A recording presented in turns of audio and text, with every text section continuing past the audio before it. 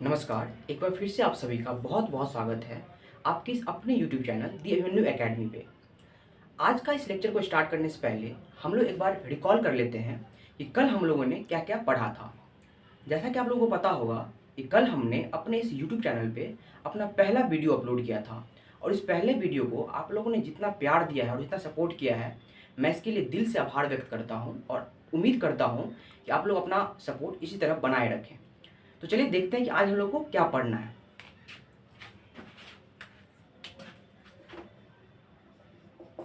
तो एक बार रिकॉल कर लेते हैं कल हम लोगों ने क्या पढ़ा था। कल के लेक्चर में हम लोगों ने पढ़ा था कि किस प्रकार इंग्लैंड के कुछ मर्चेंट ने मिल करके 31 दिसंबर 1600 ईस्वी को एक ईस्ट इंडिया कंपनी नामक कंपनी का स्थापना किया था, जिस कंपनी को इंग्लैंड की महारानी क्वीन एलिजाबेथ प्रथम के द्वारा रॉयल चार्टर प्रदान किया गया।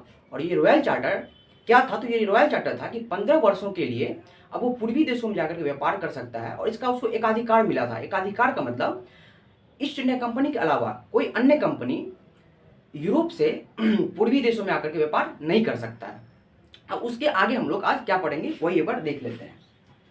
और पिछले लेक्चर में हम लोगों ने देखा था कि ईस्ट इंडिया कंपनी का केवल स्थापना हुआ था, वो कंपनी अभी तक भारत में नहीं आई थी। लेकिन इस लेक्चर में हम लोग पढ़ेंगे ईस्ट इंडिया कंपनी का भारत में आगमन।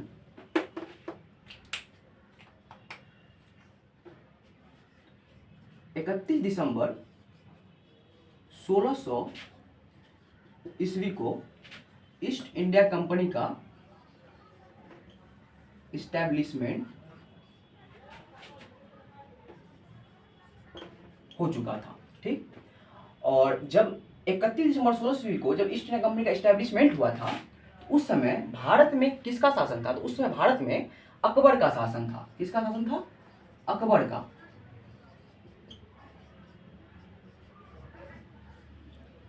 पंद्रह सौ छप्पन से 1605 तक। लेकिन अभी ये कंपनी भारत में आगमन नहीं किया, यानी कि भारत अभी तक ये कंपनी नहीं आया है। भारत कब आता है? 1608 में ईस्ट इंडिया कंपनी का भारत में आगमन, यानी कि the arrival of east India company in India. और जब 1608 में जब ईस्ट इंडिया कंपनी भारत में आया था, तो उस समय भारत का शासक कौन था? दिल्ली पे किसका शासन था? तो इस समय भारत का शासक भारत का शासक जहांगीर था। जहांगीर वही अकबर का बेटा। अब यहाँ पे समझने वाली बात यह है कि इस कंपनी का स्थापना तो 1600 ईस्वी में हो चुका है और भारत 1608 ईस्वी में आया है। तो आखिर ये 8 साल का जो गैप है, 8 साल तक ये कंपनी था कहाँ पे? तो हम बता दें कि ईस्ट इंडिया कंपनी का पहला प्राथमिकता भारत में आना नहीं था। इस कंपनी का स्थापना हुआ था तो ये सबसे पहले इंडोनेशिया गया था। अब इंडोनेशिया आने का क्या कारण है? तो ईस्ट इंडिया कंपनी बनाया ही गया था, इसलिए इसका पहला प्राथमिकता था मसालाओं का व्यापार करना। अब मसालों का व्यापार क्यों करना था? क्योंकि हम लोग जानते हैं यूरोपियन कंट्री में बहुत ज़्यादा ठंड होती है और वहाँ पे फूड को प्रिजर्व करने के लिए मसालाओं का बहुत ज़रूरत होता है। और उस समय मसालाओं का जो वैल्यू था ना, जैसे अभी सोना और चांदी का वैल्यू है, उसी टाइम में मसालों का भी वही वैल्यू था, सोना और चांदी की तरह। तो इसका इंडोनेशिया आने का भी मेन रीजन यही था कि इंडोनेशिया में मसालों का खदान था। इंडोनेशिया की तरफ हम थोड़ा देख लेते हैं। सबसे पहले गया था कहाँ? इंडोनेशिया। इंडोनेशिया में एक द्वीप है जिसको हम लोग कहते हैं मलका द्वीप, मलकू द्वीप। मलकू द्वीप, मलकू द्वीप का मतलब आइलैंड। ये कोई आम द्वीप नहीं है, इस द्वीप को कहा जाता है मसालाओं का द्वीप। मसालाओं का द्वीप।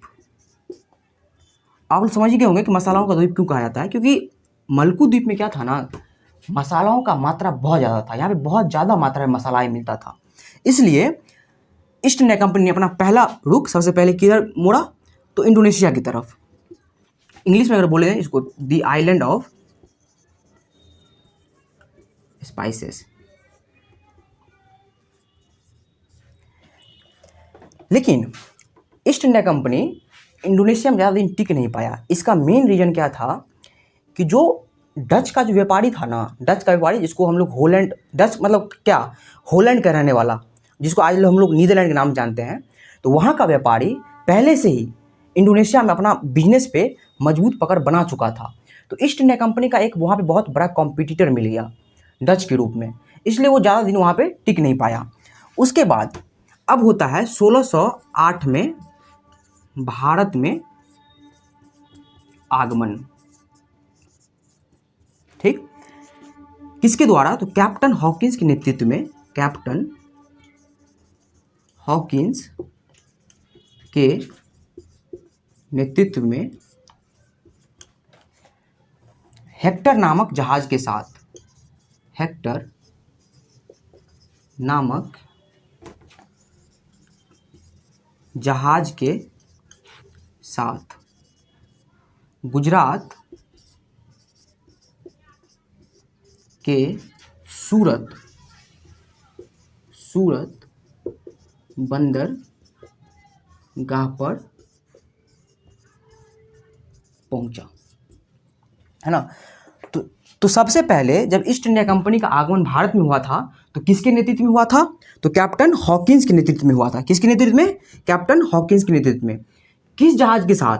तो हेक्टर नामक जहाज के साथ। ये सब स्टैटिक पोर्शन है, याद करना बहुत जरूरी है। कैप्टन हॉकिंस के नेतृत्व में किस जहाज के साथ? तो हेक्टर नामक जहाज के साथ। कहाँ पहुंचा? तो गुजरात के सूरत बंदरगाह पे। बंदरगाह कहते हैं जहां पे बहुत बड़ा बड़ा जहाज उतरता है, रुकता है सामान को लोड करने के लिए, सामान को उतारने के लिए, और वो कहाँ पे है? तो सूरत में है यहाँ पे। अब देखिए, अब सबसे बड़ी बात ये है कि अब ये कंपनी भारत तो आ गई है, लेकिन क्या बिना भारत में जिसका शासन चल रहा है, बिना उसके परमिशन से क्या ये कंपनी व्यापार कर सकती है? नहीं, ऑफकोर्स नहीं कर सकती है। तो उस समय में भारत में शासन किसका था? तो जहांगीर का शासन था। कैप्टन हॉकिंस जहांगीर के दरबार में परमिशन लेने के लिए पहुंचा कि मुझे परमिशन चाहिए कि मुझे भी यहाँ पे क्या करना है? व्यापार करना है। लेकिन यहाँ पे एक बहुत इंटरेस्टिंग फैक्ट है कि कैप्टन हॉकिंस को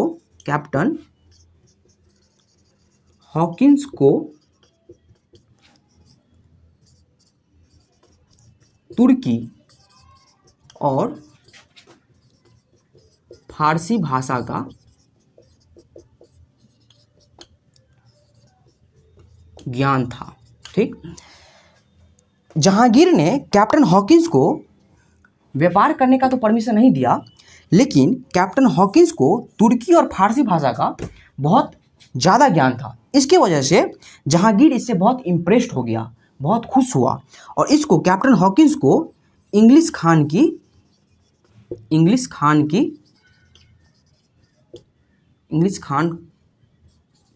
का उपाधि दिया। उपाधि यानी कि टाइटल।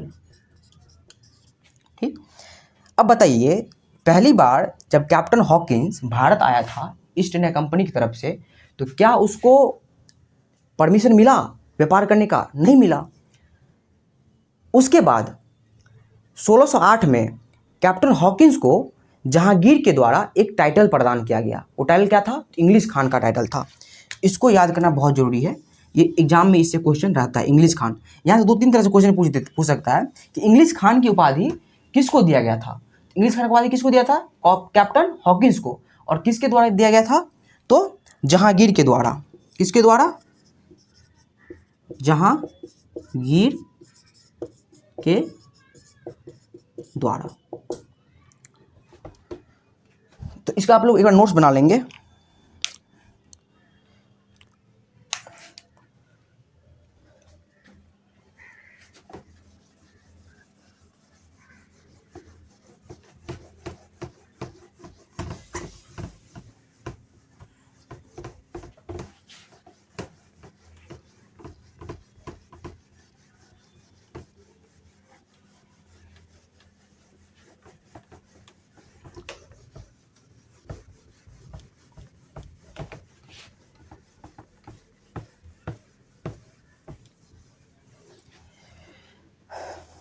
तो अब हम लोग देखेंगे कि कैप्टन हॉकिंस को परमिशन नहीं देने का कारण क्या था। कैप्टन हॉकिंस को परमिशन इसलिए नहीं दिया गया क्योंकि जब ईस्ट इंडिया कंपनी तो बहुत बाद में बना है ना, उससे पहले तो पुर्तगाली भारत पे पहले से ही व्यापार कर रहा था। भारत के व्यापार पे पुर्तगालियों का बहुत ही मजबूत कंट्रोल था ईस्ट इंडिया कंपनी के आने से पहले, जिसके वजह से जहांगीर ने ईस्ट इंडिया कंपनी को परमिशन नहीं दिया। अब यहाँ पे कैप्टन हॉकिंस ने एक बात समझ लिया कि अगर भारत में व्यापार करना है या जहांगीर से अगर परमिशन लेना है तो सबसे पहले इस पुर्तगालियों को साइड करना पड़ेगा, इस पुर्तगालियों का कुछ ना कुछ करना पड़ेगा। अब यहाँ पे केवल एक ही ऑप्शन बचता है, युद्ध का ऑप्शन। तो अब यहाँ पे हम लोग एक युद्ध के बारे में पढ़ेंगे। वो युद्ध था स्वाली का युद्ध, यानी कि स्वाली वॉर। हिंदी में इसको कहते हैं हम लोग स्वाली का युद्ध। 1608 में जब इसको परमिशन नहीं दिया गया तो 1612 में एक युद्ध हुआ। ये युद्ध किसके बीच था? तो ब्रिटिशर्स यानी कि east India company versus Portuguese. Portuguese यानी कि वही पुर्तगाली। ये युद्ध जो था ना, ये युद्ध एक तरह से देखा जाए तो समुद्री युद्ध था। कौन सा युद्ध था? समुद्री युद्ध, यानी कि युद्ध समुद्र में लड़ा गया था। और इसमें जीता कौन था? तो east India company. East India company, east India company की इस युद्ध में जीत हुई थी। ईस्ट इंडिया कंपनी क्या किया?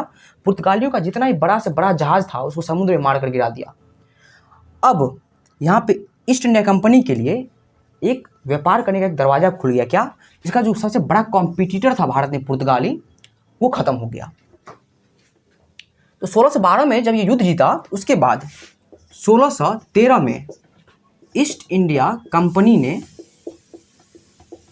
अपना प्रथम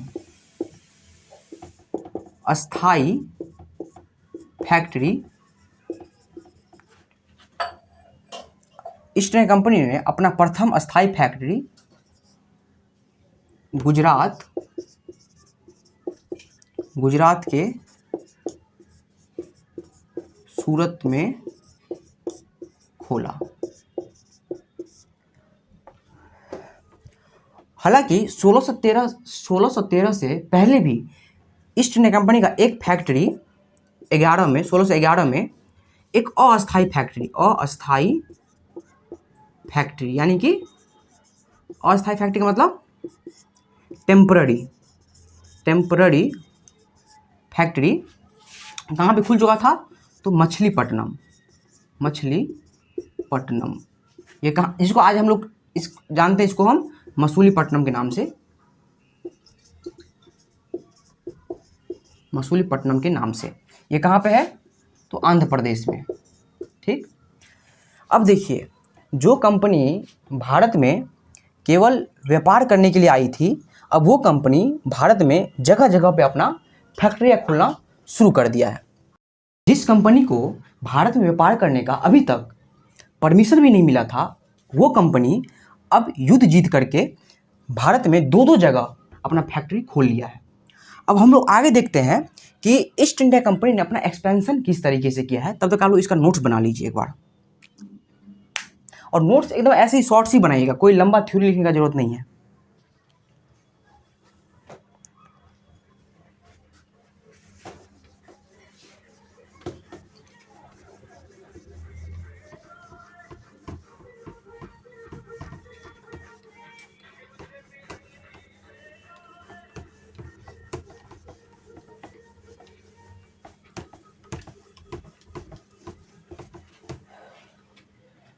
तो अब हम लोग देखते हैं फैक्ट्री का स्थापना हो चुका है। अब फैक्ट्री के बाद ईस्ट इंडिया कंपनी ने क्या किया?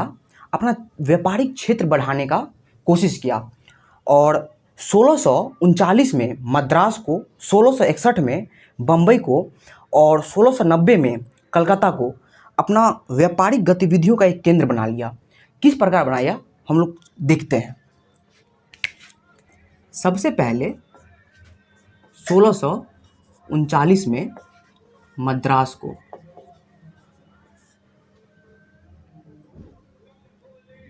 जिसको आज हम लोग चेन्नई के नाम से जानते हैं, ठीक। 1639 में मद्रास को इसने अपना व्यापारिक केंद्र बनाया। अब इसका कुछ इंपॉर्टेंट फैक्ट्स है, वो हम लोग जान लेते हैं। एक ईस्ट इंडिया कंपनी का ऑफिसर्स था, ऑफिसर्स, उसका नाम था फ्रांसिस डे।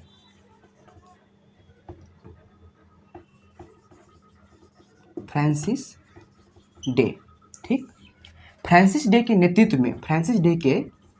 नेतृत्व में ईस्ट इंडिया कंपनी का ऑफिसर फ्रांसिस डे के नेतृत्व में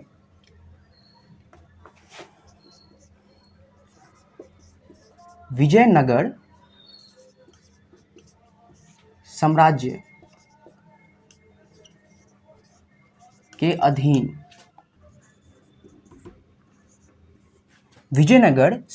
अधीन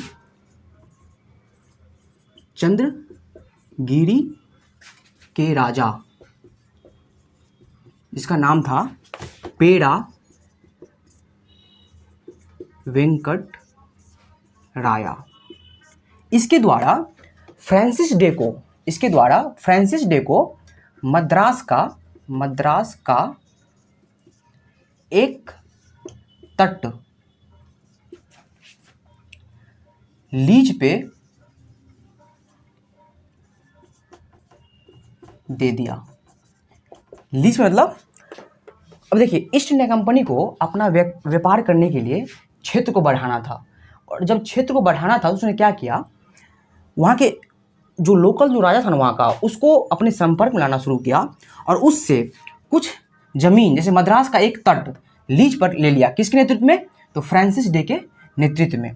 और फ्रांसिस डे ने वहाँ पर पहला किला बनवाया, जिसका नाम था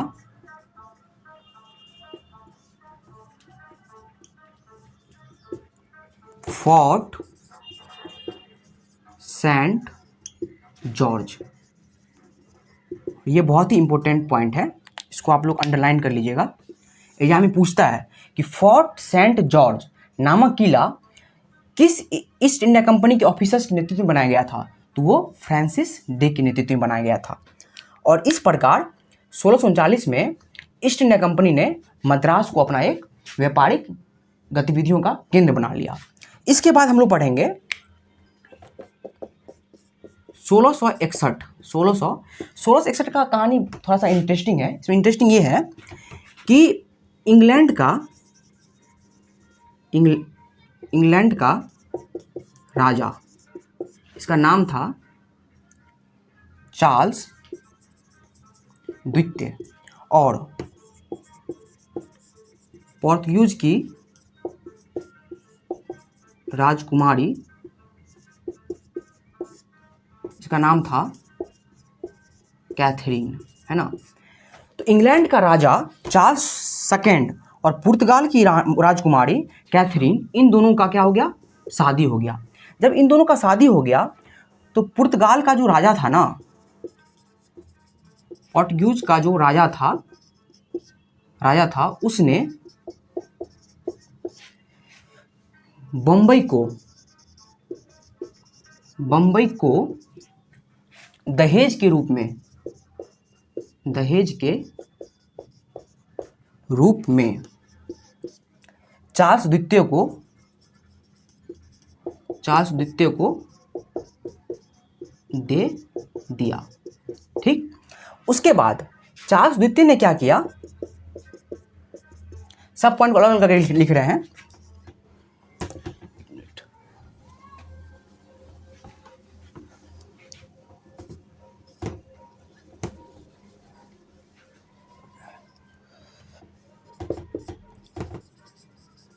चार्ल्स द्वितीय ने बम्बई को ईस्ट इंडिया कंपनी के हाथ 10 पाउंड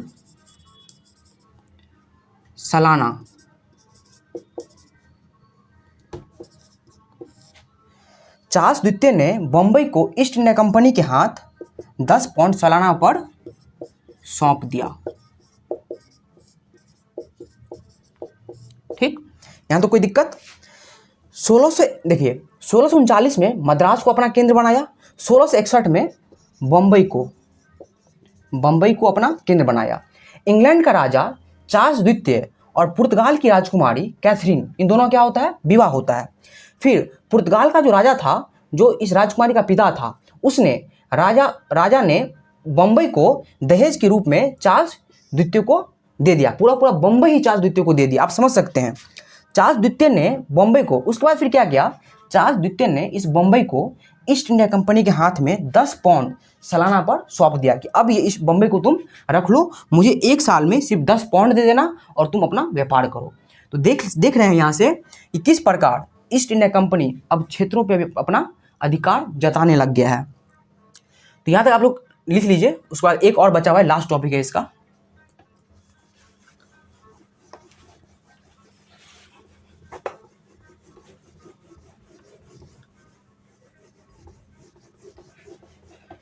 लास्ट में है 1690 में कलकत्ता को अपना व्यापारिक गतिविधियों का केंद्र बनाया। वही कलकत्ता जिसको आज हम लोग कोलकाता के नाम से जानते हैं। ठीक, देखिए कोलकाता जो है ना, हुगली नदी किनारे बसा हुआ है, ये हम सब जानते हैं। कोलकाता को 3 छोटे छोटे गांव को मिला करके कलकत्ता बनाया गया। उसमें पहला था गोविंदपुर, उसके बाद सूतानती, उसके बाद कालीकट। इस 3 छोटे छोटे गांव को मिलाकर क्या बनाया गया, कोलकाता। और कोलकाता में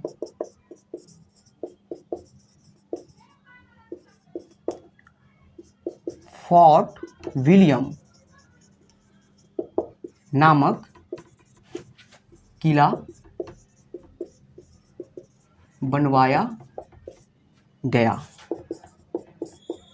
यही आज का लेक्चर में जो इम्पोर्टेंट चीज़ था वो आप लोगों को हमने बता दिया है। 1639 में मद्रास को, 1661 में बम्बई को और 1690 में कलकत्ता को अपना व्यापारी केंद्र अब ये बना चुका है। अब यहाँ से क्या करेगा ईस्ट इंडिया कंपनी, व्यापार तो शुरू कर दिया है, अब यहाँ से अपने व्यापार को थोड़ा विस्तार करेगा।